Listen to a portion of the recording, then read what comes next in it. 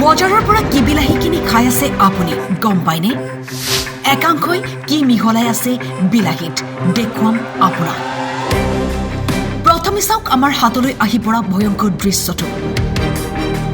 এফালে সাজু বৰবিহ, আন ঠাইত সেউজীয়া ৰঙৰ বিলাহী আৰু হালধীয়া ৰঙৰ বিলাহী। দুদিনৰ ভিতৰতে এই বিলাহী বজাৰ পাবগৈ পকা পকা ৰঙা বিলাহী হৈ। ইয়াত মিহলোৱা হয় কাৰ্বাইড। ই এনে বিপজ্জনক ৰাসায়নিক পদাৰ্থ যি এৰাতিৰ ভিতৰতেই কেঁচা বিলাহীৰ ৰং সলাই দিব পাৰে।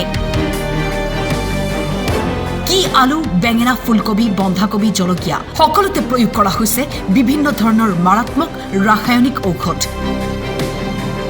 যাৰ ফলস্বৰূপে এতিয়া মানুহৰ শৰীৰত বৃদ্ধি পাইছে বিভিন্ন ধৰণৰ বেমাৰৰ লগতে কেঞ্চাৰৰ দৰে মাৰাত্মক ব্যাধি। কি মাৰিছে? কাৰ্বেট কাৰ্বেটে মানুহক ক্ষতি নকৰে? এইটো আমি নাজানো। কোনে দিছে আপোনাক? জানিয়ে হয় মাৰি পেলাই দিলে পকি যায়, হয় এটাটো পকি যায়। কিমান সময় লাগে? 2-3 দিনমান লাগে। এইটো মাৰি দিলে পকি যায়, লাভ হৈ যায় আৰু ৰঙা পৰি যায়। এই নিজে নিজে ৰঙা হৈ যায়।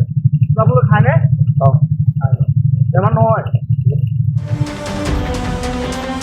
এই সমগ্ৰ দৃশ্য পোহৰলৈ অহাৰ পাছতেই কৃষি বিভাগে এতিয়া কি ব্যৱস্থা গ্ৰহণ কৰিব সেয়া হ'ব লক্ষণীয়।